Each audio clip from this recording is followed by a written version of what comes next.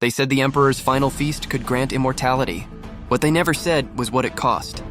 The invitation, it started with a scroll sealed in blood-red wax. The emperor's call to dine. Every noble in the kingdom dreamed of such an honor. But this invitation was different. It came on the 7th day of the eclipse, when the moon had devoured the sun and the capital stank of incense and fear. The message was simple. Attend the imperial feast. Witness the dawn of eternal rule. Those who refused were never seen again. So when Lord Shen, governor of the southern provinces, received his scroll, he felt the tremor beneath his ribs. He bowed to the messenger, though the man's eyes were glazed like wax candles, his breath shallow, his lips trembling with prayers. That night, Shen's wife clutched his sleeve. "Don't go," she whispered. "The palace isn't a home anymore, it's a tomb." He smiled, the way cowards do when they lie to themselves. "The emperor favors the loyal," he said. But deep inside, he knew. Favor had nothing to do with survival anymore. The road to the Forbidden City.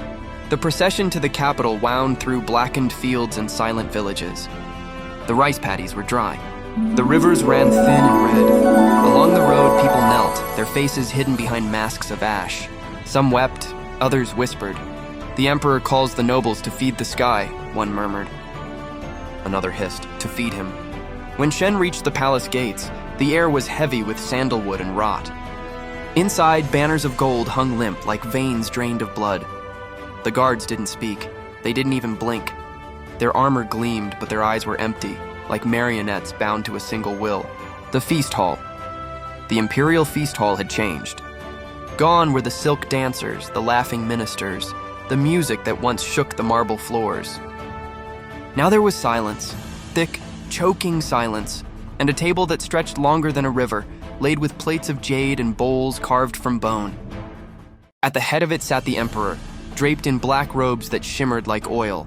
His face, once radiant, was pale and cracked, veins webbing across his skin like dying roots. "Welcome," he said softly. His voice was honey poured over rust. "Tonight we eat as gods do." The nobles bowed low, but none dared look directly at him. Behind his throne, a curtain fluttered. From behind it came a faint humming, low, rhythmic, almost like chanting. The first course. The servants brought in the first dish, dumplings black as night, their aroma sweet yet wrong. The emperor lifted his cup. "To eternity," he said. The guests echoed, "To eternity," and drank. Within moments, Lord Shen felt warmth bloom in his chest. The air shimmered, his vision blurred. He saw the emperor's face, no longer pale but alive, young again, eyes glowing with something inhuman. He blinked. The emperor smiled. "Do you feel it?" he whispered. "The shedding of your mortality?" Shen nodded weakly, though his stomach twisted. He noticed something the servants didn't eat. They stood in perfect rows, heads bowed, eyes glinting like mirrors. The second course. A platter was brought forth, covered in silk. The emperor gestured. A servant lifted the cloth. Inside was movement. A glimmer, a pulse. The nobles gasped, but the emperor only smiled wider. "Not all flesh belongs to the dead," he murmured. "Some feed the divine." No one spoke after that. They just ate or pretended to. The dishes came one by one, each stranger than the last. Lotus roots carved into spirals, bleeding red when cut. Soup that reflected not faces but memories. Some guests saw childhood scenes in the broth. Others saw coffins. By the third course, a cold sweat slicked Shen's neck. He realized the humming behind the curtain had grown louder. When the emperor rose, every noble froze. He turned toward the curtain, hands raised. "Tonight," he said, "we end the age of men and begin the age of gods." The curtain fell. Behind it stood 12 figures, bound in golden chains. Their eyes were open, blank, lips moving silently. Each one wore the same robe, the color of moonlight and morning. "The chosen," the emperor whispered.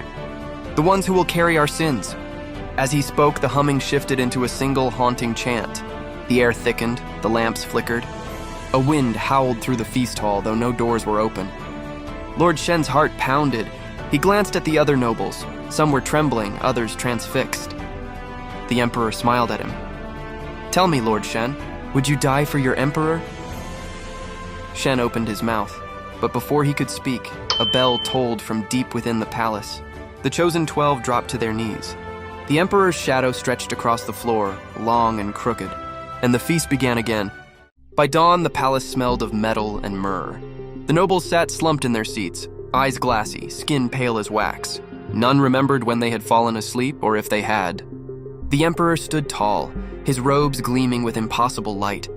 "Eternity," he whispered, "it begins." But when Shen tried to rise, his legs wouldn't move. Something pulsed beneath his skin, slow and heavy, like another heart beating inside him. Across the table, other nobles began to tremble. One screamed, clutching his chest. Another laughed until blood ran from his mouth. The emperor raised a hand. "Do not resist! You are my vessels now. My empire lives through you." Shen's vision darkened. He could hear the humming again, inside his skull this time. He saw the curtain, fluttering though no wind blew. And behind it, faces. Familiar faces. The chosen 12, eyes now burning with fire. Days passed, or maybe weeks. The nobles were never seen again. But in the capital, whispers grew. The emperor no longer appeared in public. His voice echoed from behind veiled walls. When the ministers entered his chamber, they swore they could hear many voices speaking at once, some crying, some laughing. And at night, beneath the palace floor, the humming returned. They said the emperor had merged his soul with those who dined with him, binding their lives to his own, that he had become more than man, less than God. But immortality has its cost. The rain stopped, the fields withered. The people began to starve just as the emperor's body began to decay, refusing to die. His servants fed him gold dust and rare herbs, but his flesh turned to stone, his veins black as tar. And still, behind the walls, he whispered, "Eat. Feast become eternal." The final servant Lord Shen's name vanished from the records. But some say he still walks the palace halls. A silent figure in tattered robes, face hidden by a porcelain mask. They call him the Keeper of the Feast. Each eclipse, he appears at the old banquet table, lighting candles that no one dares extinguish.